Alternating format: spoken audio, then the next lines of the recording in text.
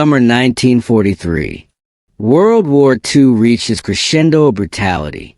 German SS units were desperately trying to break through the southern defenses at the Kursk salient, paying for every meter with appalling losses. Overhead, the famous Stuka's dive bombers shrieked, raining fire onto Soviet positions. This was not just a ground war. The Battle of Kursk was a massive aerial showdown. Although the Soviets fielded improved fighter planes, they suffered immense pilot losses due to a lack of effective tactics. Amidst this tension, a unique unit stood out, the Normandy Squadron of French volunteers, flying Soviet-supplied Yak-3s. This regiment, later known as Normandy Niemen, achieved 273 victories despite losing 42 pilots, including its commander, Major Jean Talasn, who fell over Kursk. The Sea of Steel.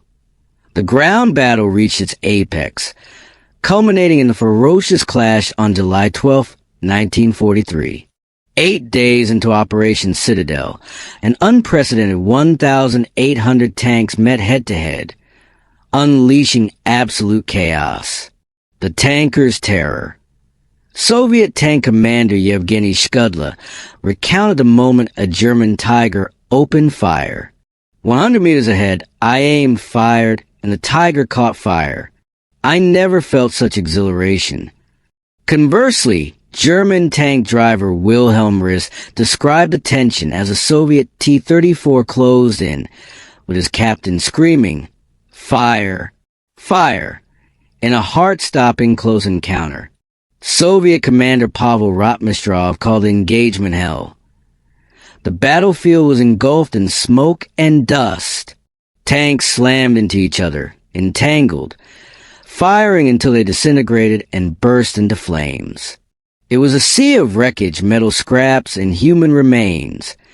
The Führer's sudden retreat, after brutal fighting where neither side gained a decisive advantage, with 200,000 Soviet and 50,000 German casualties, an unexpected turn occurred.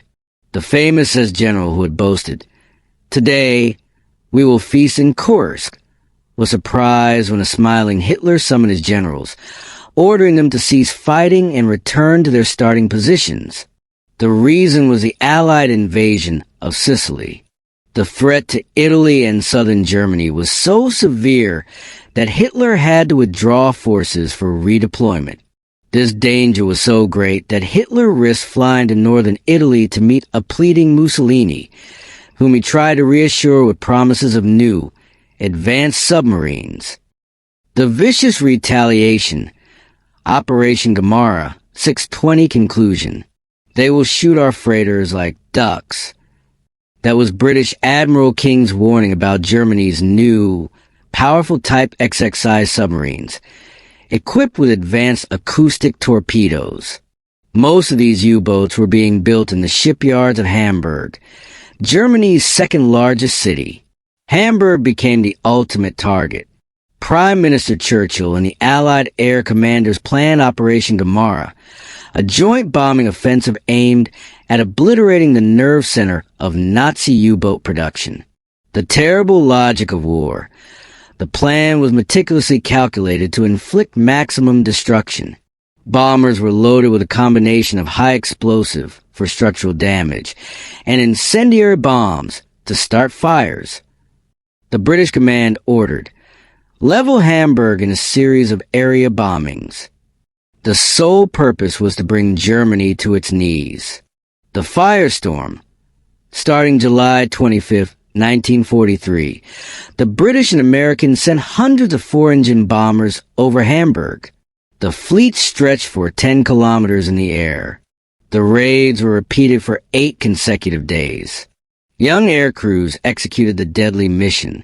The resulting firestorm killed over 30,000 people and left more than 500,000 homeless. The man who planned these horrific raids, Air Marshal Arthur Harris, commander of RAF Bomber Command, justified the action with cold vengeance.